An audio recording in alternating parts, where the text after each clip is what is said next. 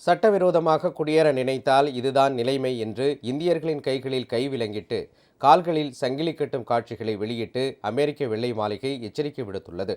அமெரிக்க அதிபராக ட்ரம்ப் பதவியேற்ற பின்னர் சட்டவிரோதமாக தங்கியிருந்த பல்வேறு நாடுகளைச் சேர்ந்தவர்களை வெளியேற்றும் பணி நடந்து வருகிறது.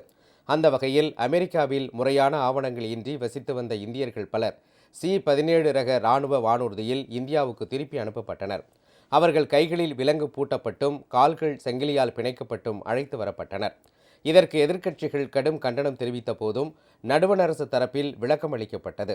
திருப்பி அனுப்பப்படுபவர்களை எந்த வகையிலும் தவறாக நடத்துவதை தவிர்ப்பது குறித்து அமெரிக்க அதிகாரிகளுடன் பேசி வருவதாக வெளியுறவுத்துறை அமைச்சர் ஜெய்சங்கர் தெரிவித்தார்.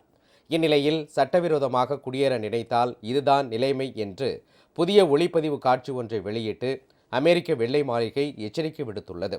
அதில் சட்டவிரோதமாக குடியேறிய இந்தியர்களின் கைகளில் அதிகாரிகள் கைவிலங்கிட்டு கால்களில் சங்கிலி கட்டும் காட்சிகள் இடம்பெற்றுள்ளன. இந்த ஒளிப்பதிவுக்கு எலான் மஸ்க் ஹாஹாஹா வாவ் என பதிவிட்டிருப்பது மேலும் சர்ச்சையை கிளப்பியுள்ளது.